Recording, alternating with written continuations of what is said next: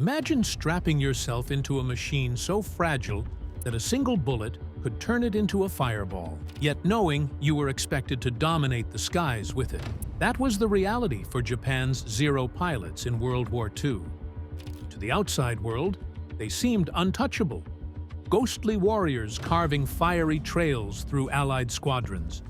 But behind that legend lay brutal training, impossible expectations, and a future that would push them from celebrated aces to desperate kamikaze.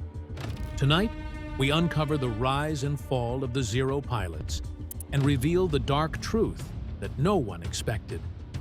Before a Japanese aviator ever touched the sleek frame of the A6M Zero, he had to endure a trial by fire. The Imperial Japanese Navy's pilot training program was infamous for its cruelty and its near-impossible standards. Thousands of young men applied, but only a fraction ever earned the right to wear the coveted wings. Some years, fewer than 100 cadets would graduate from the entire program. Those who did were no ordinary pilots. They were the elite, honed to perfection, trained to fly machines that demanded flawlessness. Life in training was relentless. Instructors screamed, beat, and humiliated cadets for even minor mistakes. A single error in judgment could mean being washed out entirely. The philosophy was simple. Only those who proved absolute discipline, absolute obedience, and absolute mastery could hope to survive in combat. They were told bluntly that a Zero had no armor, no self-sealing fuel tanks, no forgiveness. Its only defense was the skill of the man inside it. That meant there was no room for error, not in training, and certainly not in war. By the time a cadet reached the cockpit, his body and mind had been molded into something far removed from ordinary youth. They had mastered advanced aerobatics, precision gunnery, and navigation over open seas.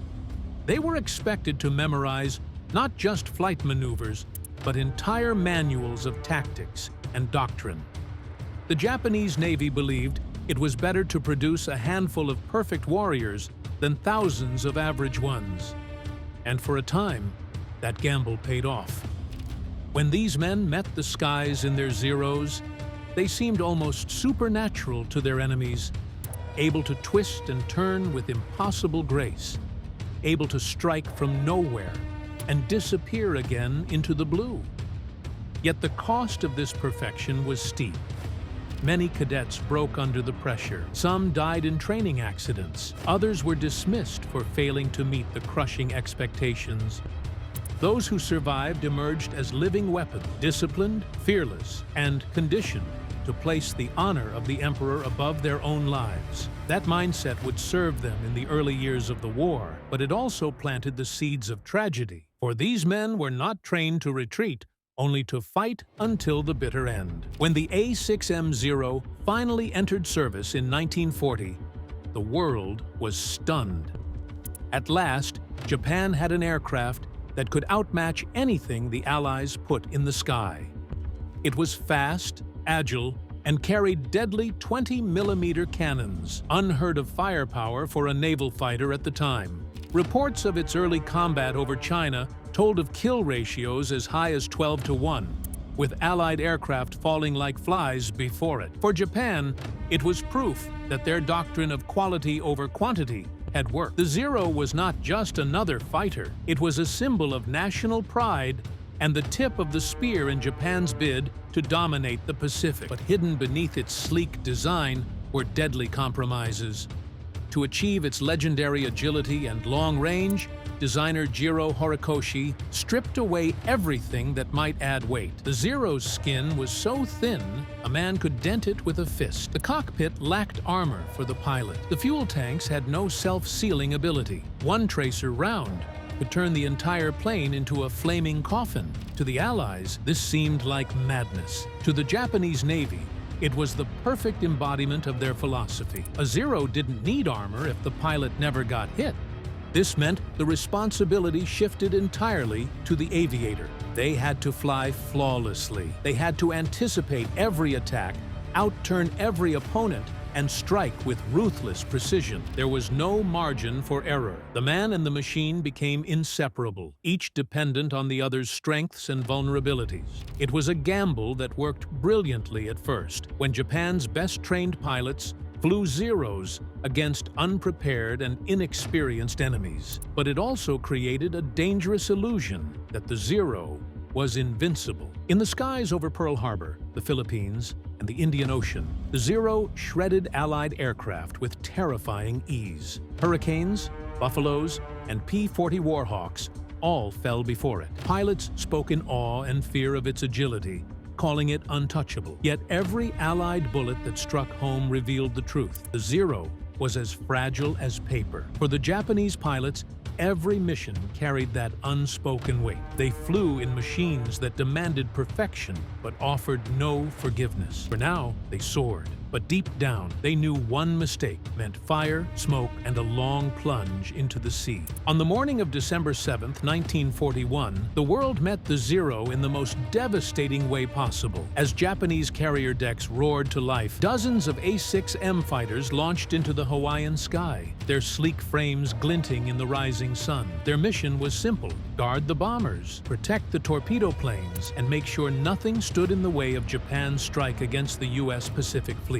But the reality was far more symbolic. This was the Zero's grand entrance, a statement of dominance to the entire world. American pilots scrambled to respond, but most never had a chance. A handful of Curtiss P-40 Warhawks and P-36 Hawks managed to get airborne, piloted by men like George Welch and Kenneth Taylor, who fought bravely against overwhelming odds. But the mismatch was clear from the start. The Zero was faster. It could outclimb and outturn almost anything America had in the sky, and in the hands of Japan's best aviators, it was nearly unstoppable. American planes were cut down before they could even organize. To those who survived, the Zero seemed supernatural, appearing in their sights 1 second and vanishing the next, only to strike from behind. This was the beginning of the Zero legend. The stories spread quickly that it could outmaneuver any Western fighter, that its pilots were almost impossible to shake, and that the Japanese had somehow built a machine far ahead of anything the Allies possessed. Newspapers across the globe echoed the same fear. The Pacific now belonged to Japan, and for a time, that fear was justified.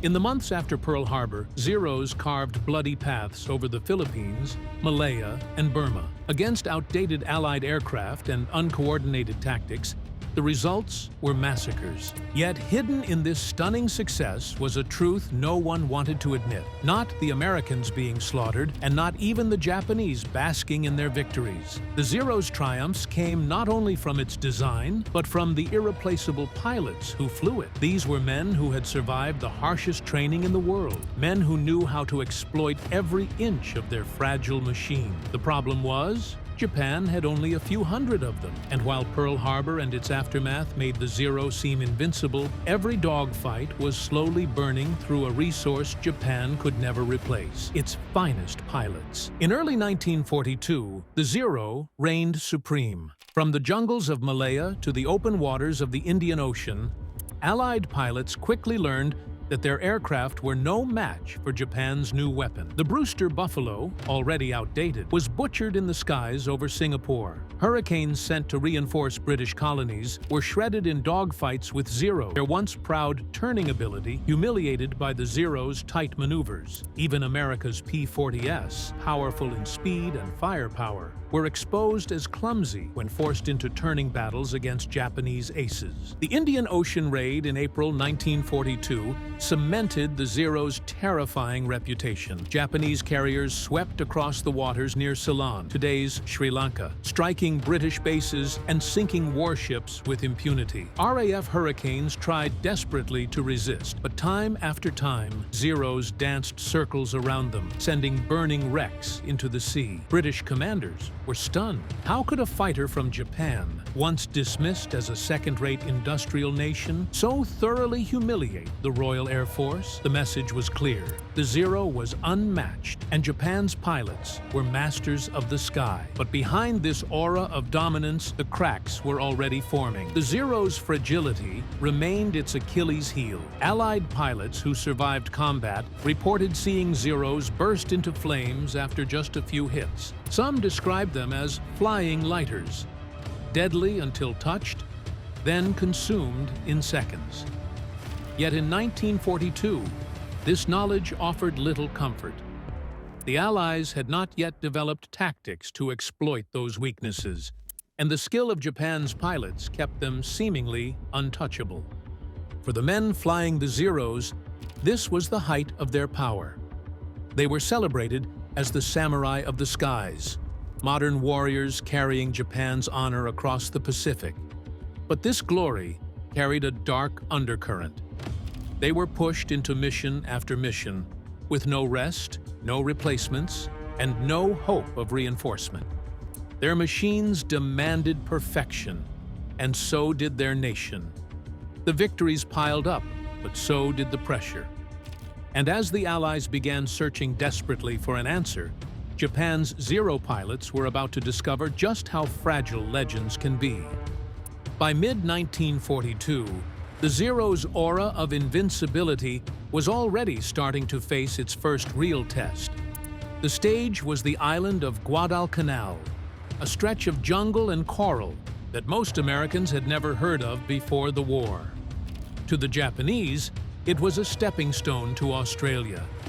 To the United States, it was the line they could not afford to let Japan cross.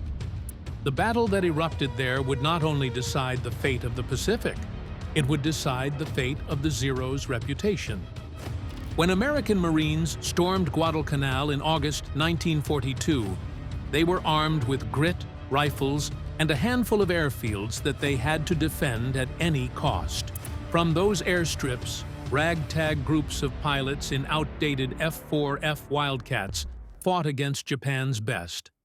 On paper, it was suicide. The Wildcat was slower, less agile, and less glamorous than the Zero. Yet what the Americans lacked in design superiority, they made up for with determination and an unexpected discovery.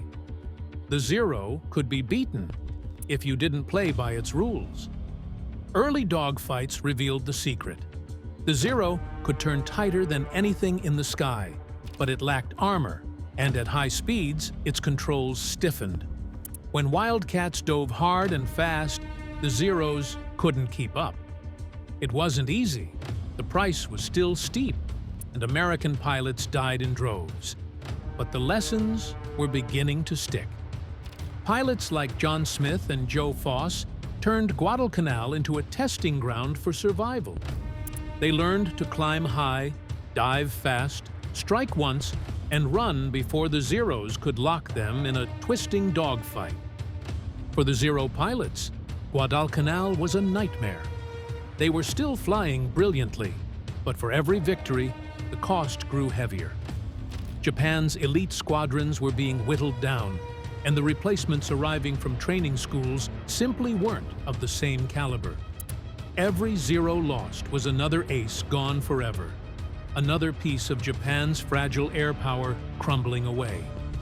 The once feared invincible fighter was proving mortal, and in the skies above Guadalcanal, the cracks in the legend widened with every passing week. The turning point came not just in combat, but from a stroke of fortune that handed the Allies a priceless gift, a nearly intact Zero. In June 1942, during the Aleutian Islands campaign off Alaska, a Japanese pilot named Tadayoshi Koga took off in his Zero to attack American positions.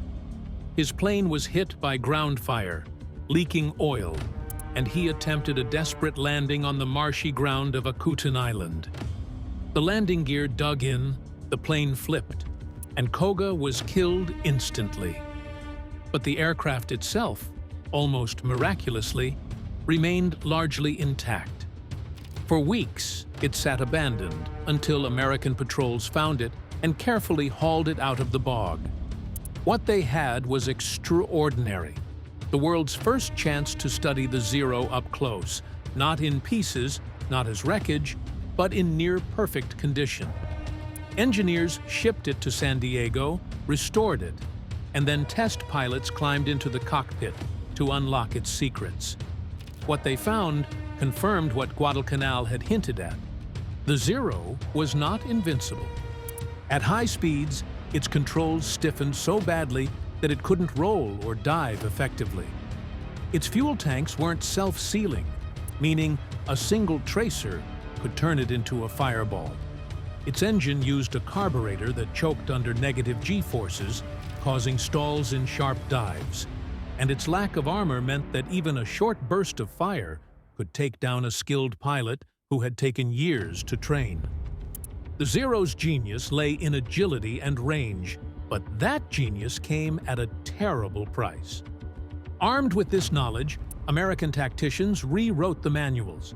They taught pilots to avoid turning battles, to fight vertically with dives and climbs, and to always strike in pairs or teams. Lieutenant Commander John Jimmy Thatch had already devised the famous Thatch Weave, a tactic where two planes turned toward each other, trapping any Zero that followed.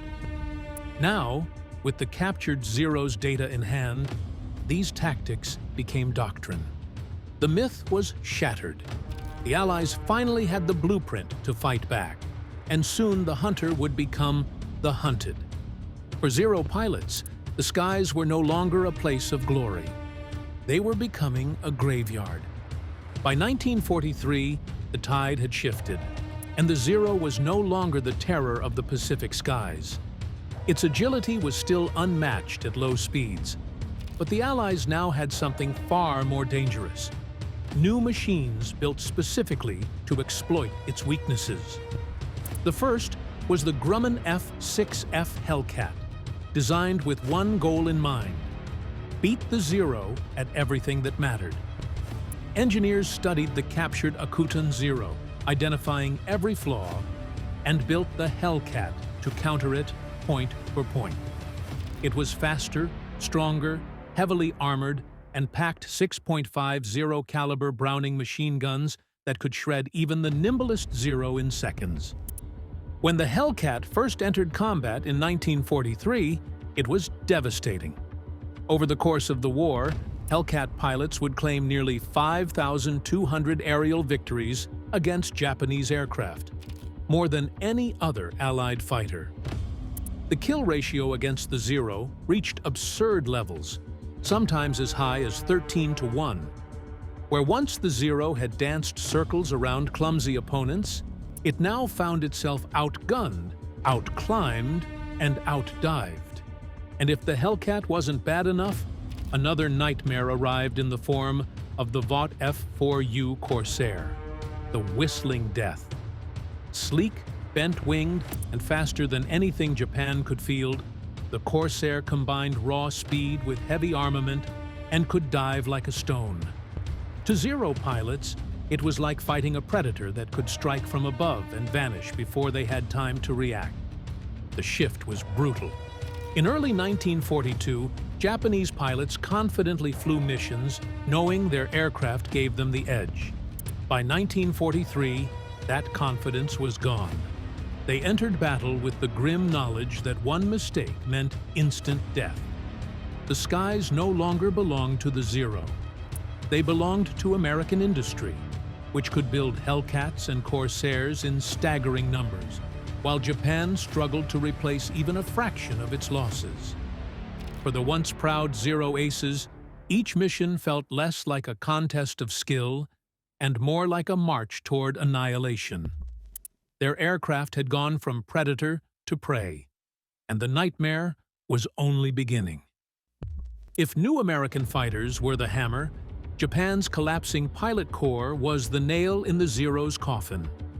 In the early years, every Zero was flown by an elite, men who had endured years of grueling training, where only a handful out of thousands ever graduated. These were not just pilots, they were craftsmen of the skies. But by 1943, most of them were gone. Shot down over Guadalcanal, Midway, or the Coral Sea. Their loss was something Japan could never recover from. The training schools tried to keep up, but the empire was bleeding resources. Fuel shortages meant cadets could barely fly. Once, Japanese pilots logged hundreds of hours before seeing combat. By late 1944, some recruits had fewer than 40 hours in the cockpit before being thrown into battle against seasoned American aviators with 500 or more. It was a slaughter before the fight even began. The Zero itself had not changed much. It was still light, still agile, still deadly in the right hands. But those hands were no longer there. Instead, the cockpits were filled with terrified young men barely out of adolescence, ordered into machines that had become death traps. Many never came back from their first mission. And then came the most desperate measure of all, the kamikaze. By 1944, the Zero, once the proud symbol of Japanese air power, was being loaded with bombs and flown directly into Allied ships. Pilots were told this was honor, sacrifice, a way to save their nation. But in reality, it was despair made policy. Hundreds of young men were turned into human weapons, their aircraft stripped of any chance of survival. For the Allies, it was horrifying. For the Zero pilots, it was the final indignity. The machine that once dominated the skies had become a disposable tool of suicide. No longer a symbol of superiority, the Zero had become a symbol of tragedy, proof of how far Japan had fallen from its early triumphs. The statistics told the story with cold precision. In 1941 and 1942, Zero pilots had enjoyed kill ratios as high as 12-1 against their Chinese and Allied counterparts. By 1944, those ratios had reversed.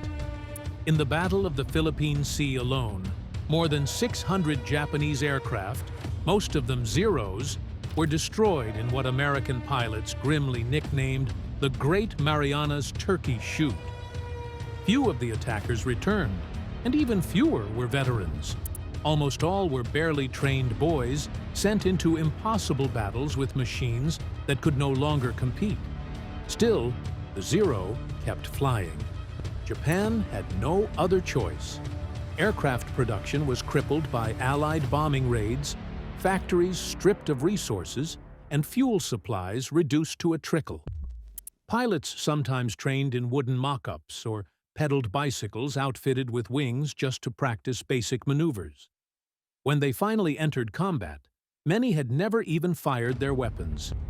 Against the industrial might of the United States, it was like trying to stop a tidal wave with bare hands. In the final months, the Zero became a symbol not of victory, but of desperation. Loaded with bombs, flown by kamikaze pilots with tears in their eyes, and letters to their families tucked into their uniforms, the once glorious fighter turned into a weapon of sacrifice. These missions damaged Allied ships and shook morale, but they came at the cost of Japan's future, its youth thrown into the fire with no hope of survival. When the war finally ended in August 1945, the Zero vanished almost overnight. The B-29s that dropped the atomic bombs over Hiroshima and Nagasaki flew without escort, unchallenged in skies where the Zero had once ruled supreme. For those who survived, the humiliation was immense. Veterans who had once been celebrated as gods of the air now walked home in silence, carrying the weight of a lost war and the memory of comrades who had never returned. The Zero's legacy is haunting. It began as the most advanced fighter in the world, a machine that terrified its enemies and elevated its pilots into legends. But its brilliance was built on fragile compromises, speed and agility purchased at the cost of protection. When faced with overwhelming numbers, stronger machines, and a ruthless war of attrition, those compromises doomed both the aircraft and the men who flew it. Today, a few restored Zeros sit in museums, their thin aluminum frames polished and gleaming under soft lights. Tourists marvel at their beauty, their elegance, their innovation. But for those who know the history, the shine hides something darker.